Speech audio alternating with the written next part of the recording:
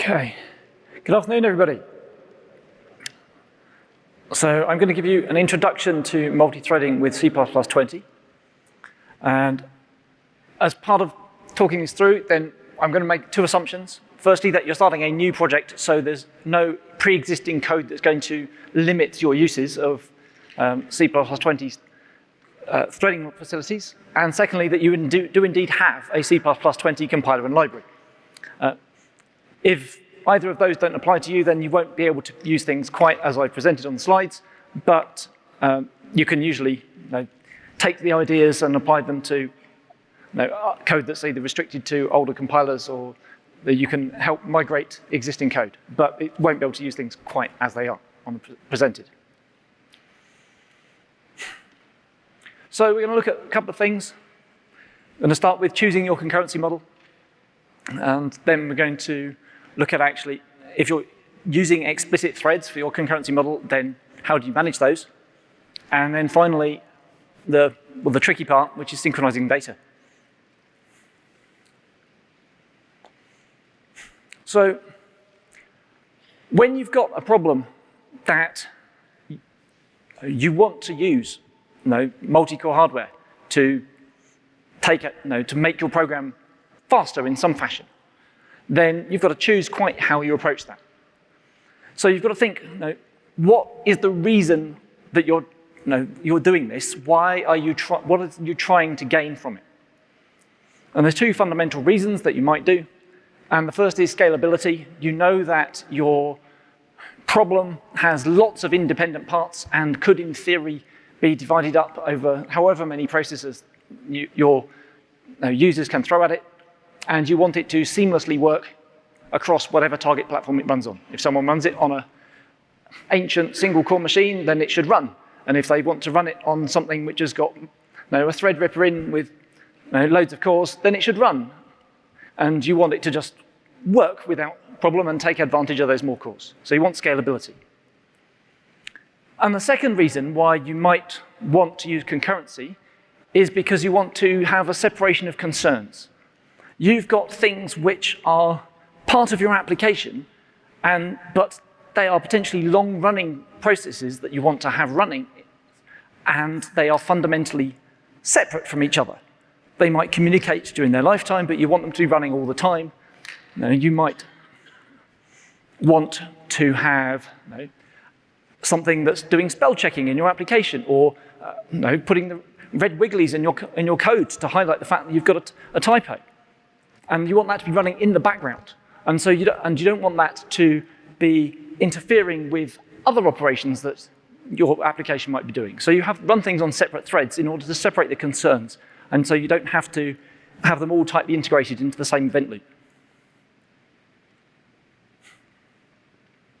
And your choice of reason, why you are fundamentally trying to use concurrency and parallelism, affects the choice of the model that you use.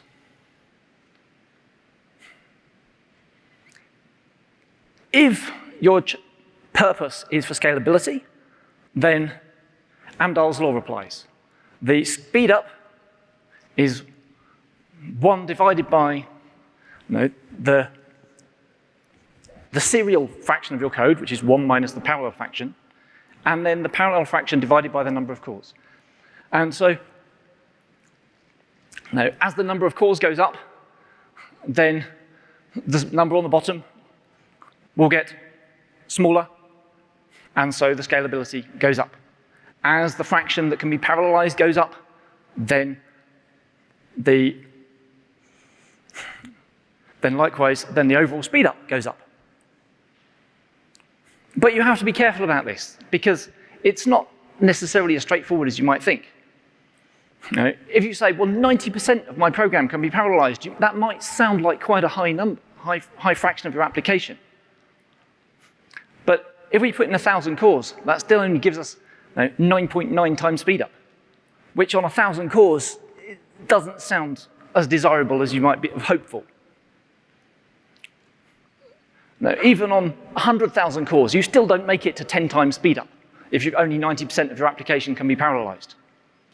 So we really need to push up the percentage that can be parallelized if you're looking for scalability.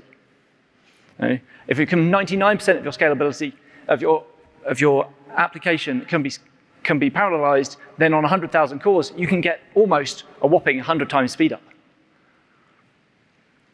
So, this is just something to be borne in mind. Now, obviously, from a general perspective, then you might think, well, actually, it's the data processing part of my application that I care about, and the startup and the finish don't matter. So you can trim off lots of those and that might incidentally be serial, and then say, well, it's the data processing part that I'm going to apply this law to. But you'll still need to make sure that it really, really can be parallelized. And because any little bits of overhead that cause things to run on a single thread at a time sap your potential for scalability.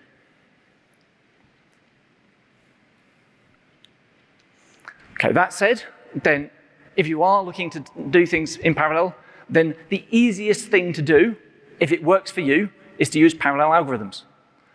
Your compiler provides them for you. You can generally make use of it just by sticking standard execution part as the first parameter to most of the standard library algorithms. If you have a bulk of data that can be parallelized, then your standard library runtime will do this for you as best it can. And if this works, then this is the most straightforward thing to do. It doesn't work for all data sets, and you need it to be a large enough data set to be worth the overhead. But again, if it works, this is the easiest thing. You should do this if you can. And I'll say that as a general thing for the techniques and approaches that I'm going to introduce in this talk is start at the beginning. If you can use the ones I present earlier and they solve your problem, do that.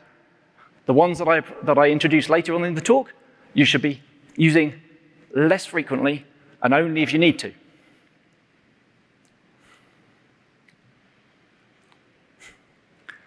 One problem with parallel algorithms is that they return and they join the results in between. So if you have two calls for transform and then a second to reduce, there is a little serial portion in there where it has to gather the results from the transform, then start the reduce and farm everything out again. That's a serial fraction that's going to reduce your scalability by Amdahls Law. So what you want to do is you want to combine these consecutive calls if you can.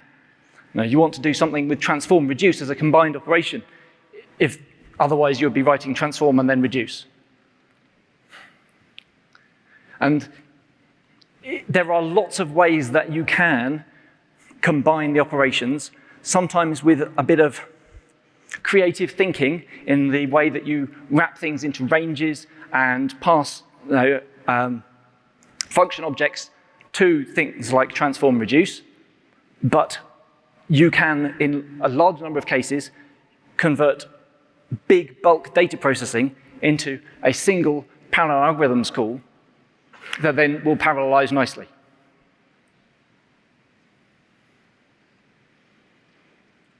But that doesn't always work. No, you don't always have big bulk data that you can run a single parallel algorithm across. So the next thing that you could think about is splitting your work into independent tasks,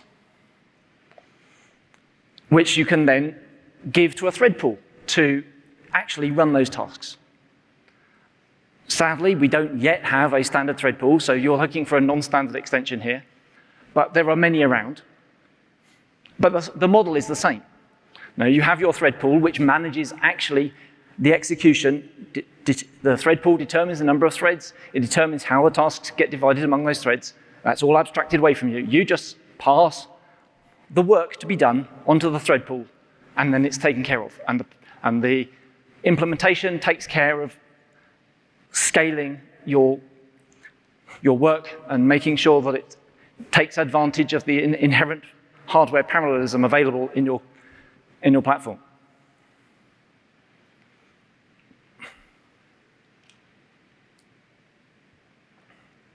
So what about if we're not looking for raw parallelism? We're not trying to just get better throughput on a big problem, but we're trying to separate the concerns of our application. So raw straight line performance is not necessarily a priority.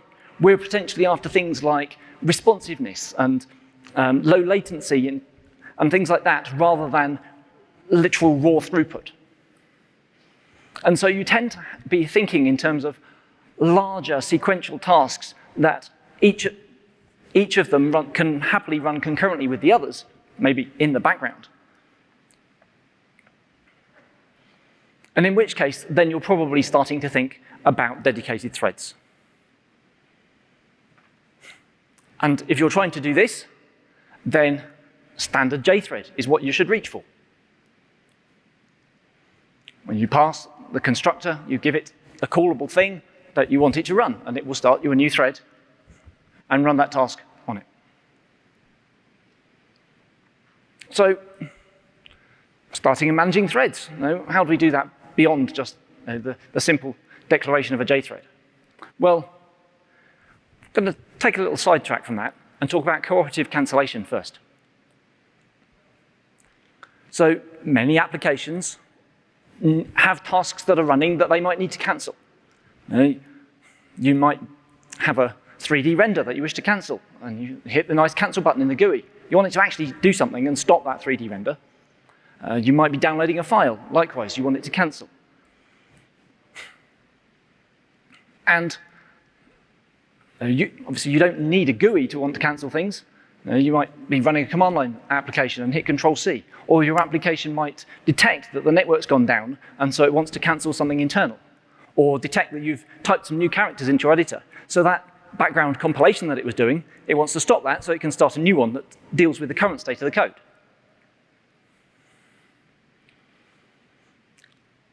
So you need some way of interrupting those background tasks. Now, most operating systems provide you with a nasty sledgehammer way of stopping a thread, but this is a really nasty sledgehammer way that then leaves the state of the system in something, you might as well stop and start again, because it's unpredictable quite where it stopped that thread. So that's undesirable. So we want something better, more C++-like. And in C++20, we've got standard stop token and standard stop source that provide this. It gives us a cooperative means of cancellation. And the nature of this cooperative means is that you raise a request for a background thread to stop, and if that background thread doesn't check, it's not going to do anything. And you need to periodically check to see whether you've been cancelled, whether there's a stop request. So how do we use it? First, you create a stop source. This is your source of stop requests. And then you get a stop token from that stop source. You pass it around. It's intended to be a lightweight copyable value, so you can take many copies of it, you can pass it to multiple places. All of those places can then see the stop signal when it arrives. And then at some point, you've got something that needs to stop, so you call request stop. And then periodically, those things that you wish to interrupt have to actually make a check. Has somebody asked me to stop? So they call stop requested. And then it's up to them what they do. It's just stop requested is just a function that returns a Boolean. True, yes, somebody has asked to stop. False, nobody has yet. And so it's entirely up to you what you do. Do you stop the entire thread? Do you just stop the little bit of processing that it's doing right now? Do you say, yeah, someone wants me to stop, I'm going to print a message and then carry on anyway? No, it's entirely up to you. You need to make sure that whatever you do makes sense for your application. And just to reiterate, if you do not check whether a stop has been requested, then nothing happens. This is purely cooperative. There is no automatic interruption. So, as an example, we have two functions. One takes in a stop source that it got from somewhere, and it's going to keep looping until it's done, and do something. And then when it's finished, it's going to call request stop. And then on some other thread, we've got this stoppable function running that takes a stop token. And it's going to keep doing its stuff until the stop has been requested. And so then when the stopper function finishes, it's going to request stop, and that will in turn cause the stoppable function to finish. because at some point it will finish its current iteration of do stuff. It will then check the flag and say, oh yes, it's time to terminate my while loop, and then return to the caller.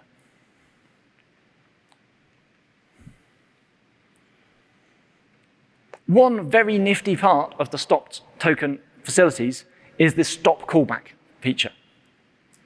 This allows you to use the stop token cancellation mechanism with anything that provides its own cancellation mechanism. Any third-party library or operating system library that provides a means of cancelling an operation can now be integrated with stop tokens. So you're doing an async IO operation, you're reading from a file, you've got the file system path, and now you've got a stop token. You open the file and it gives you a handle. The IO library tells you that if you call cancel IO on that handle, it will cancel any operations that are currently happening. If there's none happening, it's okay, that's fine, because there's nothing to cancel. But if there is an operation, it will cancel it. So we register that with our stop callback, passing in the stop token and this little lambda that calls cancel IO given the file handle. And then we do our read of the data. And if this was a blocking call with the potential for being cancelled, then if on another thread somebody calls request stop and this stop token is now signaled, then our little cancel IO function, our little lambda is called and cancel IO is invoked. And so therefore our read data operation is cancelled, and then it does whatever the library says, whether it returns partial data or throws an exception.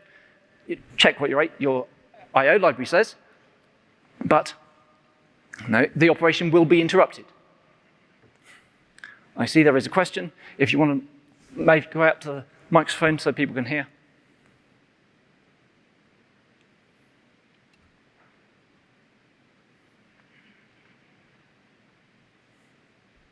In which thread is the lambda being called? The lambda is called in the thread that calls request stop. So it is very important that you make sure that this is a minimal thing, because you are in effect injecting some code into another thread. So you need to watch out for that.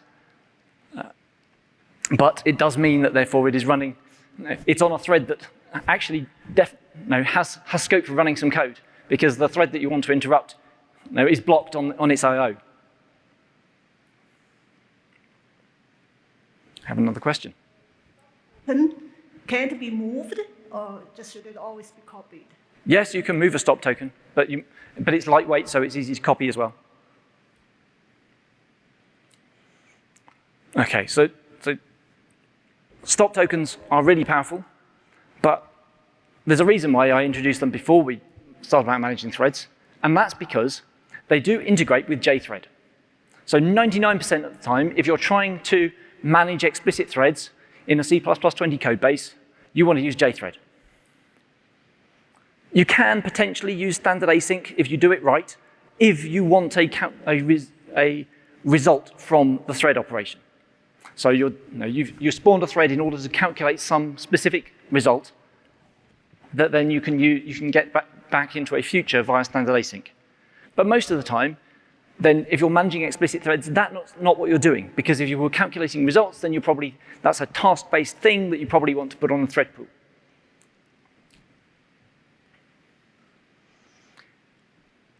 Now, we still have standard thread. It's still there as an option in C++20 code bases, but you should only use it if you've got no other choice, if you've got some compatibility constraint, which we were trying to rule out by our new project with C++20 sort of stuff. But you might have a third-party library that you have to talk to.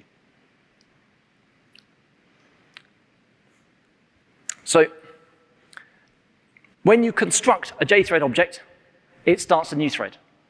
And it starts a new thread with the function and arguments that you provide to it. The callable thing is the first argument, and then to your JThread constructor, and then subsequent arguments are in turn passed to the callable thing. So that can be a raw function pointer, it can be a lambda, it can be a callable object, or like an instance of standard function or whatever. And then it invokes the function, the callable thing you provided, with the arguments you provided, and an additional stop token as the first argument. So this is tightly integrated. The stop token facility is tightly integrated into your JThread stuff so that you know that your thread knows when it's going to be asked to stop. Okay. For backwards compatibility with existing code that wants to start threads and doesn't need stop tokens, well, or for new code that doesn't need to be stopped because it's potentially short running or you've got some other mechanism of stopping it, then if it can't pass a stop token and that your callable is not callable with a stop token as the first parameter, then it omits it and just passes the arguments you gave, the same as standard thread did. So the basic API, we have a default constructor.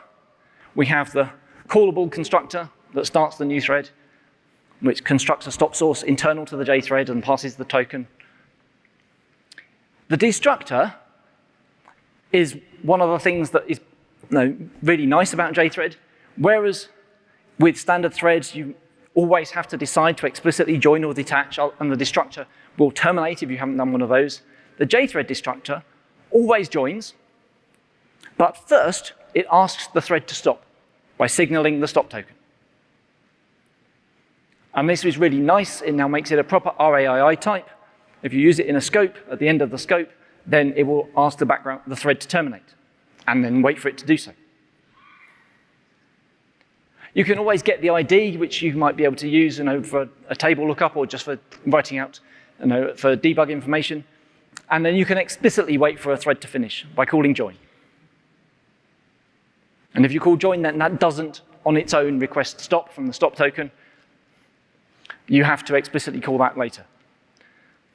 JThread is a value type. It is a movable value type, not copyable, because what would that mean to copy the handle to an existing thread? So ownership can be transferred around. You can stick it in a standard vector or any other container. And in particular, there's no need to use new. I've seen too many people who are used to Java threads and C# threads where they say new, standard thread, whatever. No, don't do that.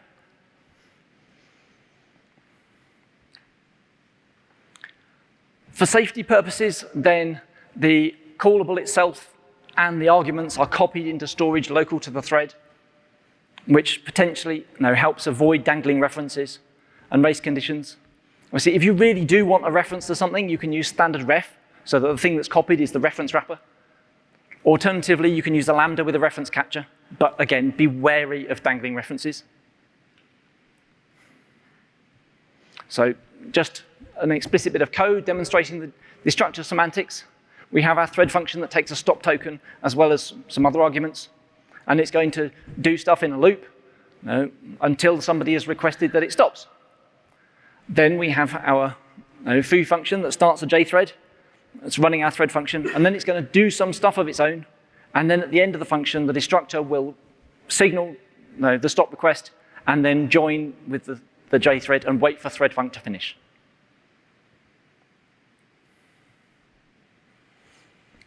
So, JThread and stop token are tightly integrated. We implicitly create a stop source. You can get that stop token as the first parameter to your thread function, and we get the request stop implicitly when we destroy it. But again, you still need to check the stop token. It's all very well having one, but if you don't check it, it does nothing. But there's also additional API around it. We can get hold of that stop source, so you can manually request stop yourself. You can get a stop token that you can pass to something else that needs to be cancelled at the same time. And you can explicitly request stop without having to first get the stop source. But it is equivalent to doing so. OK. So if we're running threads, then most of the time, we're probably going to want to have some communication between our threads, and therefore there's going to need to be some synchronization on the shared data that they're communicating across. If you have got shared state, you need to watch out for a data race. This is where you have unsynchronized access to a memory location and from more than one thread, and one of those threads does a write. It doesn't matter whether the other one's doing a read or a write. If it's unsynchronized and somebody is writing, then it is a data race. And the problem with that is that data races are undefined behavior. And we all know undefined behavior is thoroughly undesirable. Therefore, we need to make sure that we do have appropriate synchronization. And thankfully, C++ provides us with a whole bunch of facilities to do so. We have latches, barriers, futures, mutexes, semaphores, and atomics. This is a nice list of things that allow us to get the synchronization that we need. You should use them in the order listed. If you can use a latch to do your synchronization, do that. And likewise, if you can't use a latch, use a barrier, and so forth down the list. So what do latches look like? Well, standard latch is a class object. It's a single-use counter that allows threads to wait for the count to reach 0. And when it reaches 0, it stays 0 forever. It latches. When you construct it, you specify the non-zero count that you want it to have. And then at various points, the threads that are involved with whatever it is you're counting down will decrease the count. And either those threads or other threads might wait for the latch to be signaled.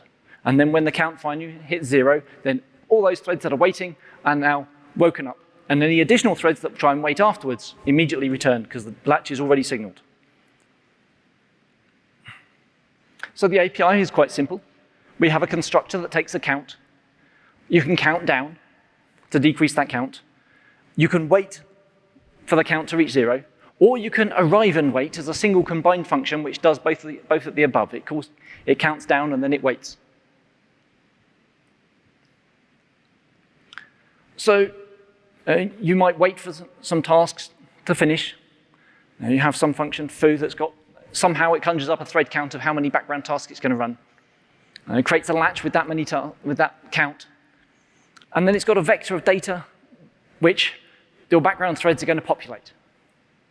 So we have our vector of threads. Each of them is going to make some data to fill in the appropriate data element.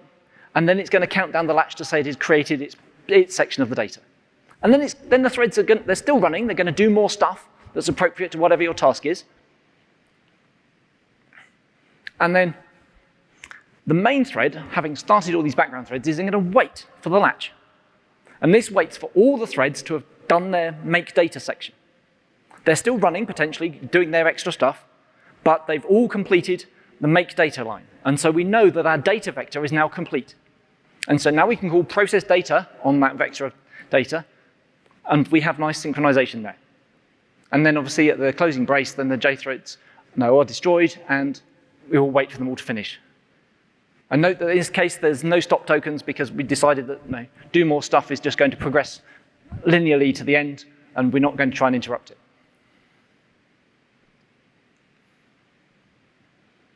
And one case where you might actually choose to do this is for tests. If you're writing multi-threaded code, you need to test it. You want to set up a scenario where you've got one thread doing one part that's accessing your data structure, another thread doing something else that's accessing your data structure. You want to make sure that it works OK. And a nice way to make sure that they're all set up nicely is to use a latch. You set up the test data, you create the latch, you create the threads, and the first thing that the threads do is arrive and wait on that latch. And this avoids a very specific problem.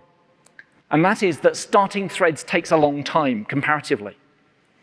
There are many supposed multi-threaded tests that I've seen where the test scenario has multiple threads running intended to interact with the data structure at the same time. But the test code starts a thread to do one aspect of that, and then starts a second thread to do another aspect. And the first thread has finished its operation entirely before the code on the second thread has even started. Because starting that second thread is such an expensive operation. By using a latch to do this, then we can get past that expensive startup. Both threads will now have started, and only when both of them have reached the latch do they continue. So they're both actively running at this point, ready to be scheduled by the OS. And if you've got enough CPU cores, they're probably just sat there waiting to go. And this is a really good way of ensuring that they all start together. It's not guaranteed, of course, because you're still subject to the vagaries of the OS scheduler, but it's the best way that I know of ensuring that they start properly.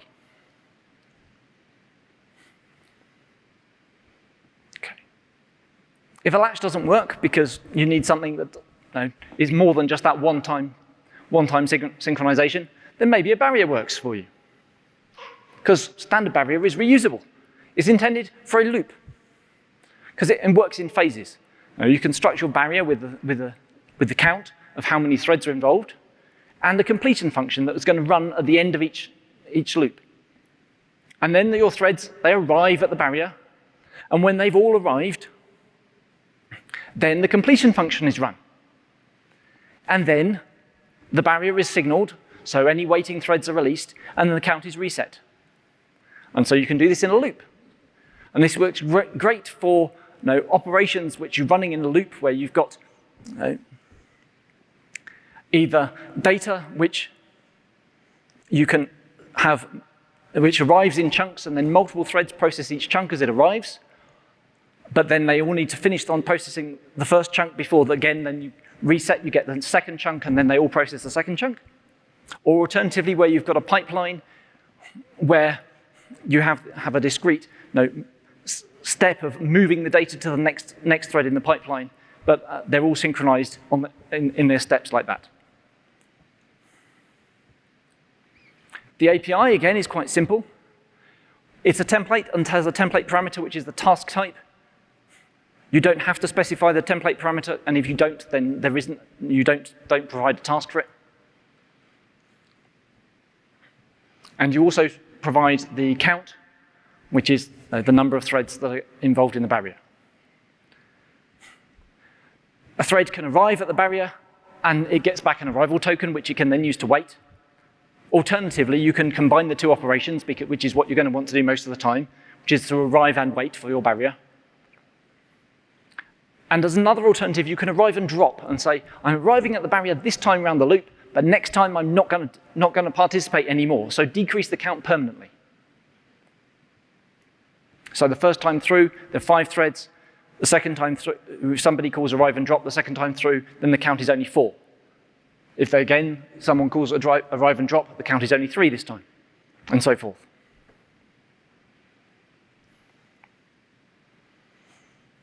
They're designed for loop synchronization, as I mentioned, and the completion function allows you to do the necessary serialization step between the loops. So maybe you've been rendering a frame and you need to ship it out across the network. Maybe you've got some data to write to a file. Maybe you need to read the incoming data and get it prepared in a state ready for the threads to work on. And that completion function is run on one of the participating threads, but you don't know which one. And there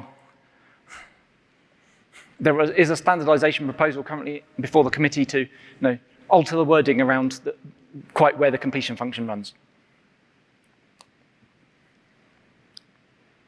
But for now, it's safe to assume that it's one of the participating threads. So what might it look like in code? Well, here we have a barrier that's going to take a standard function, which takes no parameters because the barrier is not going to give you any. And then we've got some number of threads, and we've got a task that we're actually going to run. In this case, it's just a plain function, which naturally fits into a standard function. We have our worker thread. Each of those takes an index to say which one they are and potentially a stop token. And whilst they've not been asked to stop, they're going to do stuff that's specific to that particular worker index. And then they're going to arrive at the barrier and wait for all the other threads before they then proceed around the loop.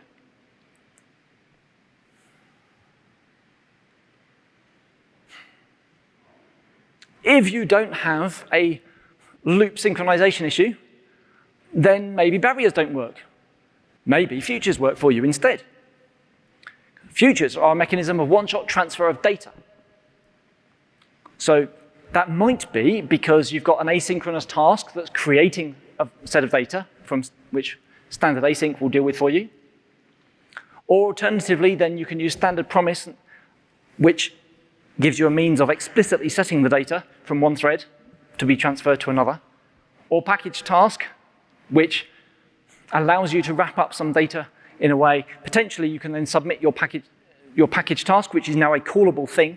You can potentially pass that into a thread pool, and then it will make the data available from the return value of your task become available in that future that you created from it. They all give you a future of a T that holds the result. The default constructor of a future says, I'm a future with no state. It's also what you get if you try and move. If you move from a future, it's reverted to an empty one. And therefore, we have this valid function that you can call to check whether it actually has any state. You can wait for it to be ready, either just as a straightforward blocking call, or you can wait for a particular duration or wait until a particular point in time. And then you can then get the data. Now, if you haven't previously waited for the data to be ready, then calling get will wait for you at that point. And then it moves the data out from the result, leaving the future empty, and valid will now return false on that future. There's a one-shot transfer of data.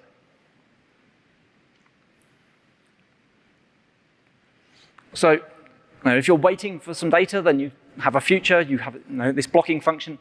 It's going to wait for the data and then call get to retrieve it and pass it on to do stuff to calculate it. That wait can be omitted, but you might want to explicitly put it there depending on what else is going on around. Maybe you want to wait for the data to be ready, then do some pre-processing before you actually retrieve the value. Or maybe you want to poll. Maybe you want to wait to check, is the data ready yet? If you wait for 0 seconds, then that's a poll. And then it returns you a flag to say, is it ready, or was there a timeout? And if it's ready, then we can get the value and then process that.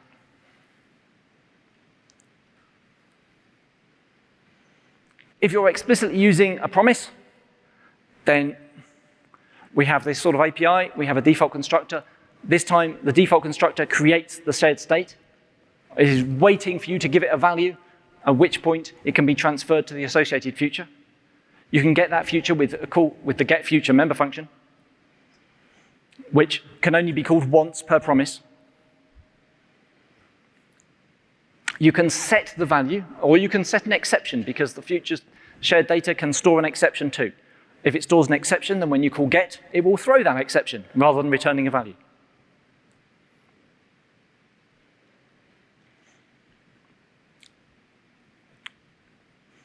So we might have two threads that are talking to each other with a promise and a future. We create our promise, we get the future from it. We then move that future into the thread that's going to receive the value, which then calls get to wait for it. On the other thread, then we take a reference to the promise. We could alternatively move the promise in, and then we can call set value on the promise with some generated data. And then that value that was created by the make data call will then propagate via the future and come out into the get and return as the result, which is then passed to do stuff on the other thread.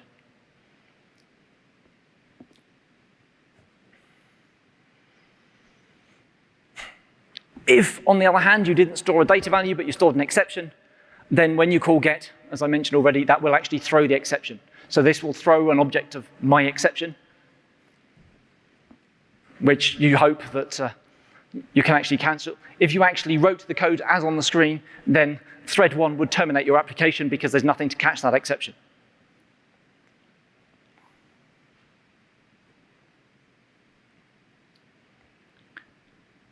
I said already that you can use standard async to start a thread that's going to return a value.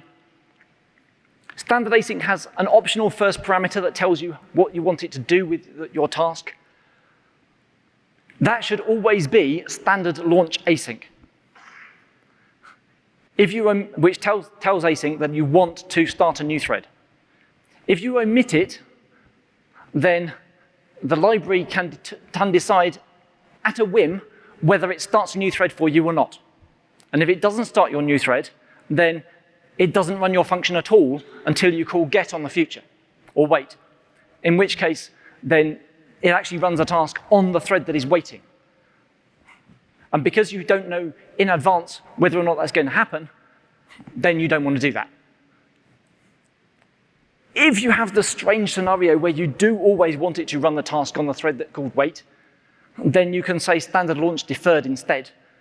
But really, if you wanted to do that, then you can omit async altogether and just call the function where you want the result.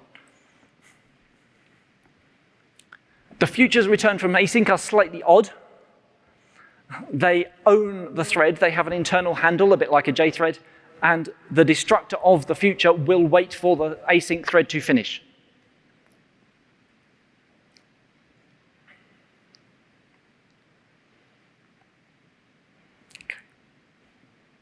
I said already that it's one shot. If you call get, then you can't get the data again. The future is no longer valid. And therefore, trying to call get a second time will throw. If you really want to do that, then you need shared future, which you can get by calling share on the original future. The original source future becomes invalid, and then the shared future can now be used multiple times. You can then copy it into 2 threads, both of which call get, both of which will then get the value.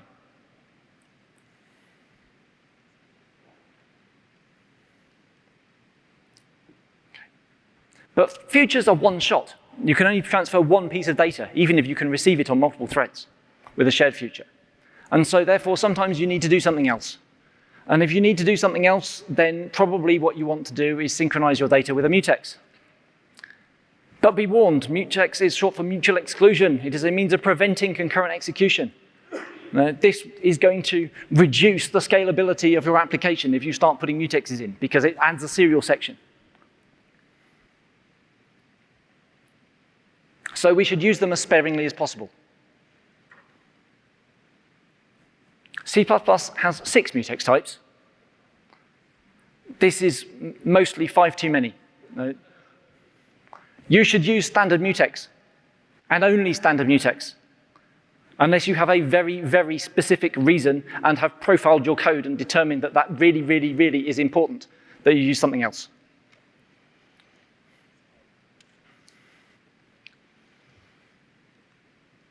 And likewise, there are RAI types for dealing with locking and unlocking. You want to use standard scope lock. It's very nice. You create a scope lock object and you pass it a mutex in the constructor and it locks the mutex. It will unlock it in the destructor. If you pass it 2 mutexes in the constructor, or 3 or 4, it will lock all of them in an order that manages to somehow magically not deadlock. And then it will unlock all of them in the destructor. And that is guaranteed behavior. It guarantees not to deadlock if you pass it multiple mutexes.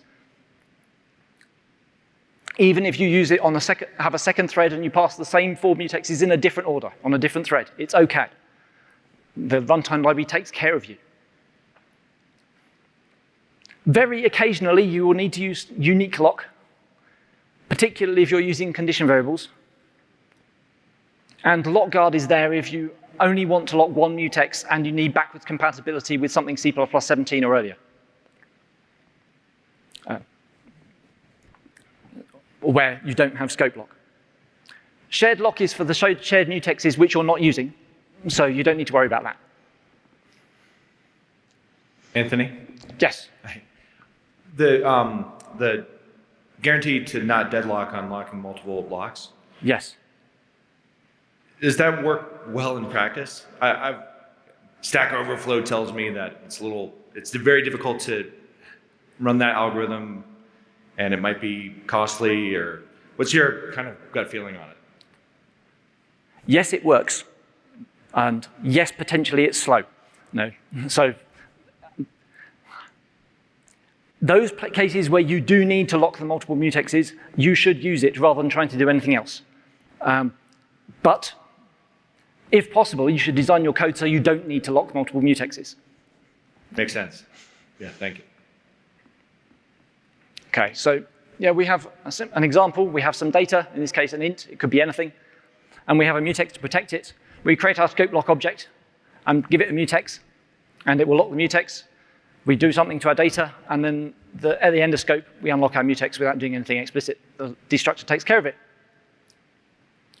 If we have 2 mutexes and we try and lock them explicitly in some order, you're probably going to make a mistake.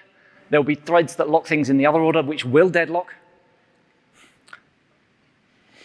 No, in this case, if you try and transfer between the same two accounts in different orders, then we lock the same 2 mutexes in different orders, which is a deadlock. This is why you might need to lock multiple mutexes together, because then it is deadlock free.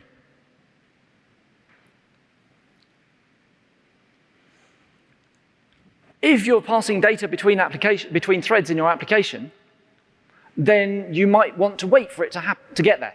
You're waiting for the other thread to do something useful, provide you some data that you can then use. So how do we do that? Well, assuming you can't use futures which have a nice wait member function, because there's something you want to happen repeatedly, well, we could busy wait, but we really, really don't want to. This is nasty. It's, in terms of program operation, it's possibly correct, but in terms of actually being useful, it is not, because it's going to occupy CPU time checking to see whether the data is available. It's going to lock the mutex whilst it checks, which prevents the background thread actually making the data available. And generally, we don't want to do this. So it consumes CPU time, it wastes electricity, it delays the notification. Don't do that. Standard condition variable is therefore the answer. It is a mechanism for avoiding busy waits as an optimization of our wait loop. And this is where we need unique lock. The primary difference between unique lock and scope lock is that unique lock allows you to unlock the mutex during its lifetime without having to wait for the destructor. Because we want that from our condition variable. We want to say, whilst we're waiting, unlock the mutex so that the thread that's producing the data can actually take the mutex lock. So we use our unique lock to lock the mutex. We then do our condition variable wait call, passing in that unique lock, and passing in a predicate, which is anything callable that takes no parameters and returns a bool, that tells us whether or not we have found what we're waiting for. So in this case, it's a little lambda. It's going to check whether that optional has a value or not. And the library will now take care of it.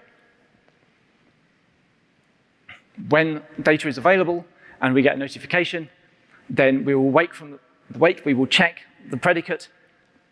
If it returns true, then we will return from the wait and process the data. The library might wake up and check and recall your predicate multiple times. You can't rely on it being called only once. It will certainly call it immediately when you invoke wait to check whether the data isn't already ready. And then it will potentially call it multiple times later whilst it's waiting. But it will call it with the mutex locked every time. So you don't have to worry about locking the mutex manually and possibility of data races. But it won't return from wait until your predicate returns true. On the other thread, you want to notify.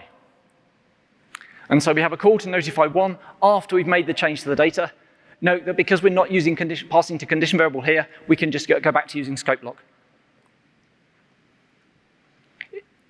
Putting the scope around the lock and then the set to the data is a minor optimization.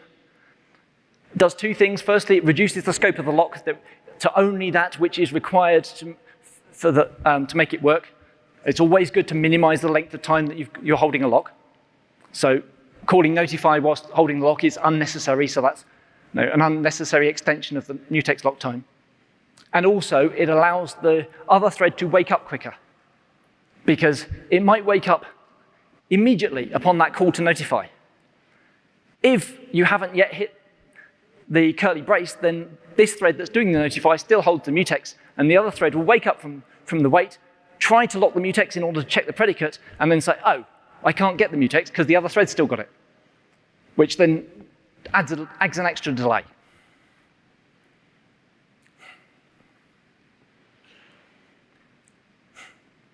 If we had a busy wait loop, then we could always cancel with stop tokens.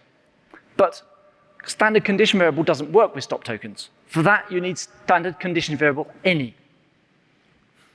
But other than the change of adding an underscore any on the end, and the fact that you can now pass a stop token into your wait function, it's exactly the same. The wait function now has a return value, which you can check, which tells you whether or not it was being signaled. The return value is the return of your predicate.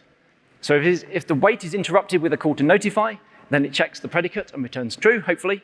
If it is interrupted with a request for stop, then likewise it checks the predicate, and this time it's probably going to return false, but maybe somebody has set the data to true after the stop request was received, in which case then it will return that the data is indeed available. So in this case, if it returns false, there was no data, so we're going to return, because that means we were interrupted. Okay. Semaphores are the last high-level thing that you want to look at, and they represent a number of available slots. You can acquire a slot, which decreases the count, and then when you release a slot, it puts the count back up. If you try and acquire a slot and the count is already 0, then you will block, unless you use a try function, in which case then it will fail and return false. And you don't have to be the same thread that acquired a slot in order to release it.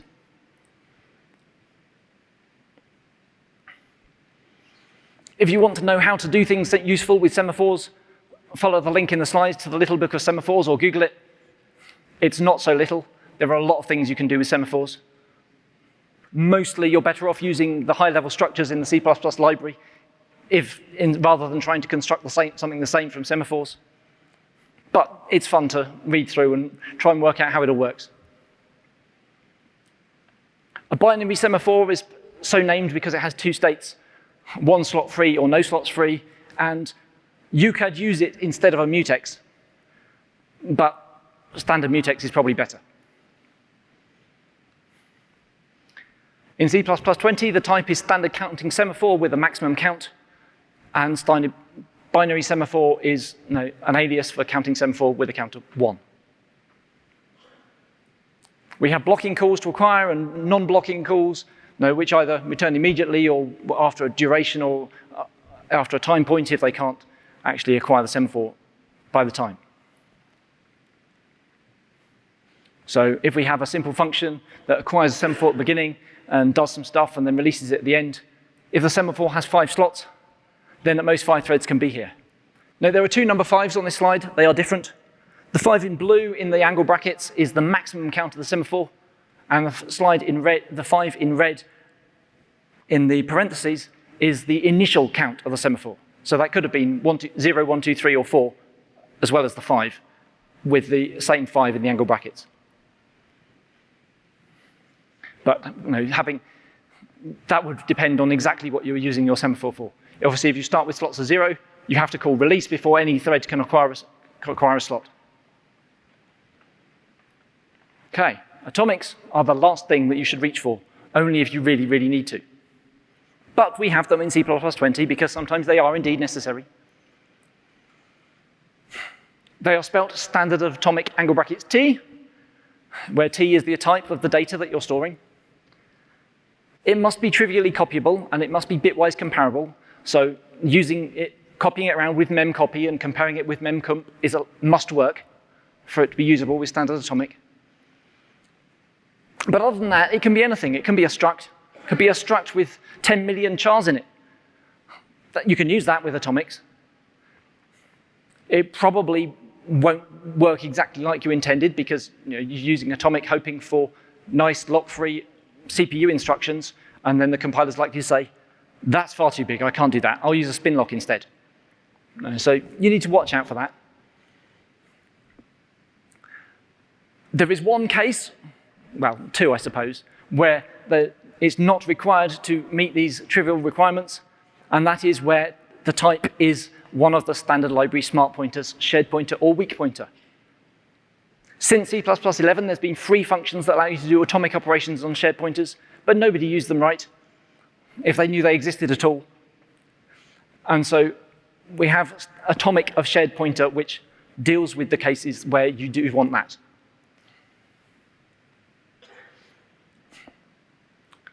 Just because you said standard atomic of T, that doesn't mean it's lock-free, doesn't mean that it uses the atomic memory CPU instructions from your current platform.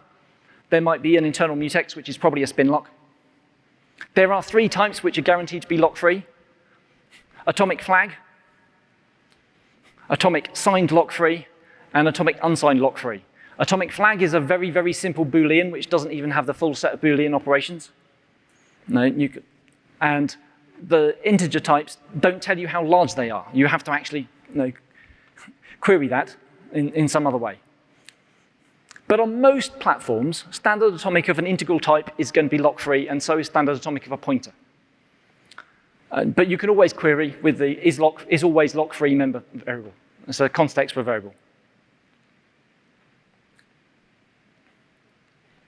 So, in summary, avoid managing your own threads if you can. Use the parallel algorithms. Use thread pools, even if they're non-standard ones. Although hopefully, coming soon, then we'll have senders and receivers and the new execution model, which will provide us some standardized means of having a thread pool. If you must manage the threads yourself, use JThread with stop token for cancellation.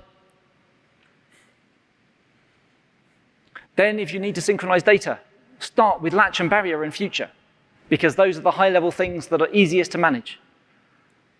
But if they don't do what you want, then most of the other time you're going to be using standard mutex with standard scope lock and potentially condition variables for waiting. And then in those very rare cases where you really do want low-level stuff, or the only data that you're protecting is something very simple like an integer, then you might reach for standard atomic.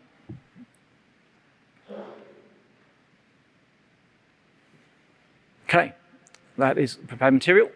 We have time for some questions. I have a question about STD async. Okay. There are two execution policies that we can pass into, the deferred one and then the asynchronous one. Ideally, when I write a library, write a computation model, I would want to get the same result with either. But I'm afraid that if I use something advanced like stood barrier and latch, like one may get stuck, or they may result in different result. Do you have any comments on that? Yes, my suggestion is that you always use standard launch async. So yes, if you use deferred, then your callable is run in a different context than otherwise. And so yes, you might end up with different overall behavior if you're using latches and barriers or anything else. But generally, you don't want to do that. You don't want the deferred thing. You want standard launch async. And so just always use that. That is my recommendation. Over here, Anthony. Over this side. OK. Hello. Like in the example we saw this morning where it was like, oh, I need to, if I want to have a long-running thread, long-running process, and I create a JThread in my main, then I have to keep it running somehow. Is there a paradigm for that? Is there a while loop where you .run on the JThread and it'll just keep it going till the end of time, until there's a cancellation through a signal or some other external? Well, as long as the JThread object is alive, then the background thread will keep running. So you can either just leave it on the stack and then it'll run until you exit scope. So if it's in main, then until you exit for some other reason, return from main or call exit or something. Alternatively, then have a vector of JThreads that you can stick them in and have that some class that manages those. There's lots of ways, but just keep the JThread around for a while. And so if you did something like created a new JThread, kept it on the heap, exited your program, it would still be alive and the program actually wouldn't exit, it would just keep it alive forever? Like no, if you exit from main, then it closes your application down. Okay, there's a question on this side first. It's a bit of an esoteric question, maybe. Are you aware of any work that would maybe use like profile guided optimization to switch lock types, like profile your code, and run it, and then it might take one of your locks and turn it into a spin lock or something like that as an optimization? I have never encountered anyone that does that. No. Okay, No. thank you. Yes, you might want to do it yourself, but there's nothing that will do it automatically. Question from Zoom. Okay. Philip asked, why is there no stop token support for existing threading utilities like Mutex for future? Okay. The short answer is because nobody proposed it. And every change to the C++ standard library requires that somebody has to have actually suggested it in a formal paper that can then be discussed. But there are other reasons as well. And so Mutex is usually a very simple wrapper around a OS-provided type. and the OS libraries typically don't provide support for things like stop token, and so that would require then more heavy lifting moving into the C++ runtime rather than relying on the OS. And so we don't do that. Future is entirely owned by C++ libraries, and so in theory could have added stop token support.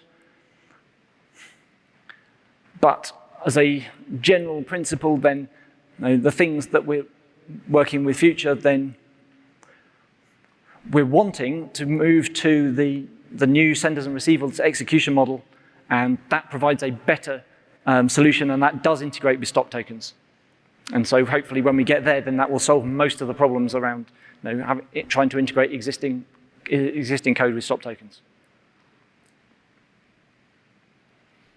Okay, question on this side. Twofold question. Any reason why something equivalent to fully synchronized didn't make it into standard?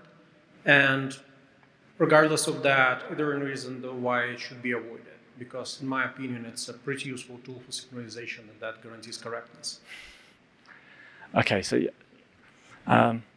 fully synchronized is a library type that wraps some data of some specified type and a mutex. There is an active proposal that I wrote, which is in the pipeline for standardization. It hasn't yet made it to the standard because there's been other things that were higher priority to discuss. But it's still in the pipeline, and hopefully we will get it at some point in the next few years. So 23, 26? It won't be in 23 because the feature set for 23 is now finished. So hopefully 26, but at this point I couldn't commit. Thank you. I have another question on the stop token. So if the Lambda is executed on the thread which requests the stop, does there have to be synchronization between the data that the Lambda accesses in the local stack of the other thread? And if not, why?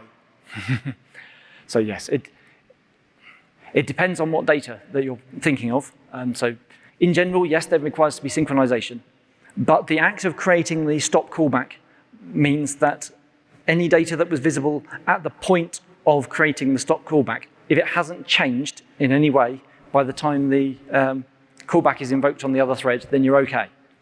So if it's just like literally the handle value that is now, on the example we had the file handle, if that's not then changed, then it's safe to use it in the Lambda. If it's something that is changeable, then you need to put in some synchronization there. Thanks.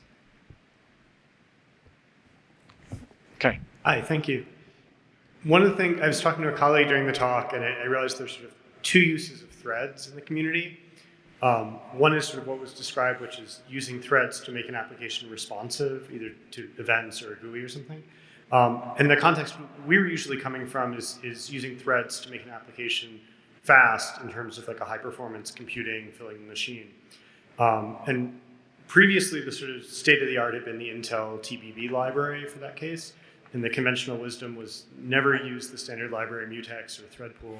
I'm wondering if you have insight into sort of, where implementations are headed because we would love to be using the standard library instead of a vendor supplied extension. Do you feel like the thread pooling and Mutex are approaching a reasonable performance for that kind of high performance case, or is it's intended only for the responsiveness? If the parallel algorithms provide the processing that you want, then use those. And on GCC, they use TBB under the hood anyway. So it is probably very similar to what you're expecting. But obviously, your particular use case might not map nicely onto those, in which case, then yes, you need a thread pool. TBB is one of those that I would currently recommend. There isn't yet a standard thread pool. Things like libunifx provide an implementation of the senders and receivers stuff. And so that might be worth a look to try out, A, to get used to the API, and B, to see whether the thread pool works for your use case.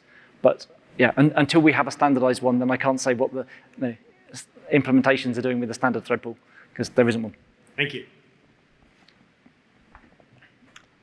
Okay, this is the last question. Okay, so let's say we're working with, you started a thread and you get a promise and you pass that promise to the thread. You assume that thread would set a value to that promise. There's 3 parts that I want to ask about this. 1, what happens if you destroy the future before the promise has been set? 2, what happens if you destroy the promise without setting anything? Okay. And then 3rd, if you set an exception without ever retrieving that value before destroying the future, what happens to that exception? Okay, so first one is easy. If you destroy the future, then you set the value on the promise and it just goes nowhere. And that applies whether it's a value or an exception. If you store an exception and you don't call get, then the exception never gets rethrown, it's just stored. On the other hand, if you have a promise and you destroy it before you've set anything on it, then the destructor will store an exception of a system error with empty promise or promise not set. I can't remember the exact thing, but you get an exception that says, no, you destroyed a promise without setting a value. And then when you call get on the future, then it will throw that exception. So if I understand correctly, if you set an exception and you destroy the future without getting the promise, that exception goes away? Yeah. Thank you. Okay. If anyone has any further questions, feel free to grab me in the corridor or something, and I'll do my best to answer. But that's it for today.